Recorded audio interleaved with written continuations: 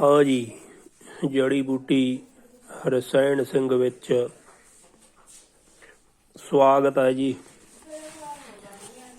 जो जानकारी है जी सिमल फार संखिया सफेद के विषय में जानकारी है जी।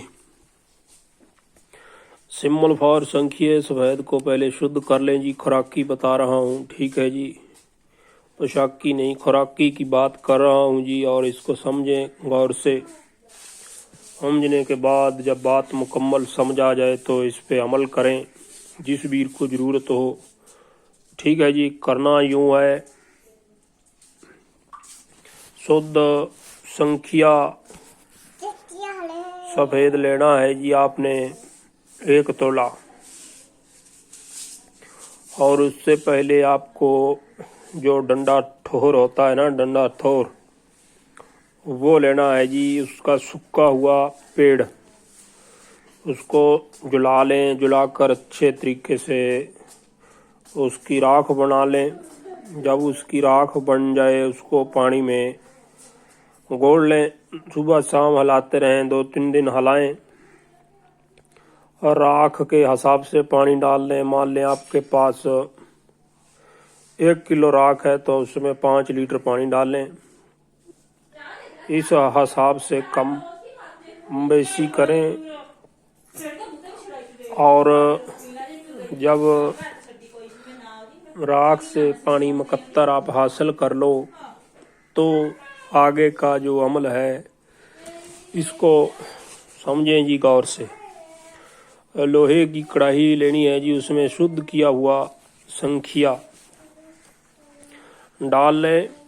और इस डंडा ठोर का जो भी है ना अपना ये पानी, इसका चुआ देते जाएं इस पे धीरे धीरे धीरे। ये जल्दबाजी वाला काम नहीं है, टकाई वाला काम है। बड़े आराम से होगा, धैर्य बनाकर रखना पड़ेगा यदि आप सिंबल फार के सही रिजल्ट लेना चाहते हो जी। इसमें आपको चुआ देते रहना है चमचे से, धीरे धीरे धीरे धीरे। फालतू पानी नहीं कढ़ाई में इकट्ठा होने देना जी। और सिर्फ चुआ दें, ये चमचा डाल लें ऊपर धीरे धीरे धीरे। जहाँ कोई आप ऐसा करें कि बोतल ले लें, उसमें डिप लगा दें। जैसे ग्लूकोज लगाने वाली पाइप आती है वो फिट कर लें, बोतल में पानी भर दें, इसको अच्छे तरीके से फिट करें। और इसमें इस हिसाब से फिट हो के बूंद बूंद पानी है जो सांखिए पे टपकता रहे नीचे। दरमियानी सी आग रहे, ना ज़्यादा कम ना ज़्यादा तेज। जो बूंद सांखिए पर पड़े वो उसमें जज्ब हो जाए, इस तरीके से बूंद टपकाएं धीरे धीरे धीरे। इसको 12 घंटे लगेंगे जी। आपका 1 तोला संखिया है जो ये 12 घंटे में मोमिया हो जाएगा जी। जो डंडा थोर का पेड़ है इसके पानी से संखिया है जो मोमिया होता है जी। ठोर अनेक प्रकार के होते हैं। जो डंडा ठोर है जी इसकी मैं पिक लगा दूंगा, ये आप देख सकते हैं आसानी से। और इस तरीके से 12 घंटे में आपका जो शुद्ध किया हुआ सिमल फार है ये मोमिया हो जाएगा। और इसकी जो खुराक है जी ये 1 से 3 चावल खुराक है। मक्खन या मलाई 3 तोले हो उसमें 1, 2, 3 चावल तक खुराक आप दे सकते हो जी, ठीक है जी। इससे ज़्यादा नहीं। ये बाजीकरण शक्ति के लिए कह लो, जहाँ कूबते बा के लिए कह लो, जहाँ मर्दाना पावर के लिए कह लो। बाजीकरण हो गया, कूबते बा हो गया और मर्दाना पावर हो गया। ये बातें तो एक ही हैं, भाषा का फर्क पड़ जाता है जी अलग अलग, ठीक है जी। ये चेहरे को सुर्ख लाल कर देता है ये जो। और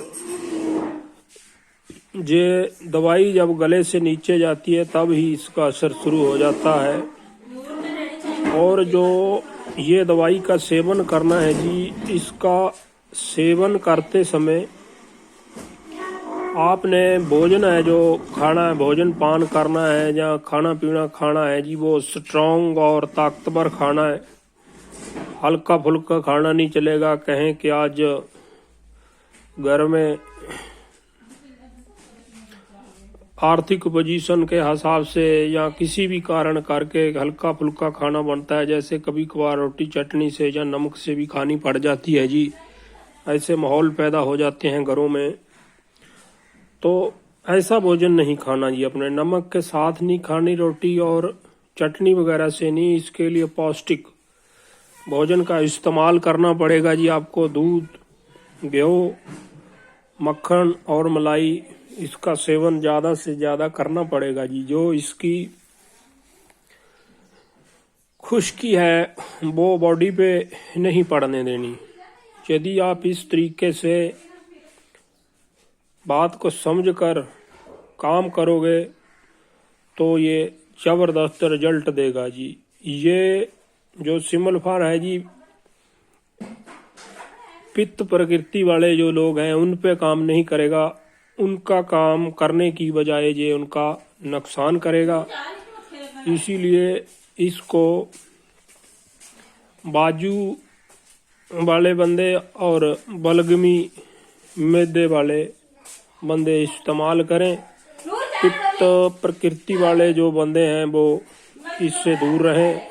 पित्त प्रकृति वाले के लिए सिमलफार या संखिया सफेद कह लें, ये सूट नहीं करता जी। क्यों? इसमें ऑलरेडी गर्मी बहुत ज़्यादा पाई जाती है, इसीलिए ये फायदे की बजाय नुकसान करता है। जो बलगमी मादे वाले इंसान होते हैं, मोटे शरीर वाले होते हैं ज़्यादातर, उन पे ये छूट करता है जी। जबरदस्त रिजल्ट हैं उस पे इस चीज़ के। बना लें जी। ये 2-4 दोस्त रल मिल के भी बना सकते हैं। और ये हमने 2-3 दफ़ा बनाया है जी, इसके बाद नहीं बनाया। हमारे यहाँ जो डंडा ठोर है ये कम मिलता है जी, इसी वजह से नहीं इसको बना पाए जी। ठीक है जी। ये बाजीकरण का जो जोग है ये बहुत स्ट्रॉन्ग है जी। इसमें खुराक का विशेष ख्याल रखा जाए तो बात है जो वो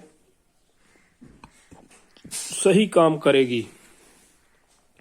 जो लोग इस बात को समझते हैं या आयुर्वेद का काम करते हैं, जो हथी भस्मे कुश्ते तैयार करते हैं, उनके लिए तो ये कोई बड़ी बात नहीं। पर जो अनाड़ी आदमी है और ये बात को अच्छे से समझें कि पहले संखिया सफेद करना है आपने, शुद्ध संखिया सफेद शुद्ध करना है जी, तब इसको आगे खाने के लिए यूज करना है। बिना शुद्ध किए इसको यूज ना करें, फायदे की बजाय नुकसान होगा जी। ठीक है जी। ये जबरदस्त रसायन है और इसको समझें अच्छे तरीके से और बनाएं, इसका फायदा उठाएं। लालची लोगों से बचें, सावधान रहें। 2-4 दोस्त रल मिल के भी इसको बना सकते हैं जी। ठीक है जी।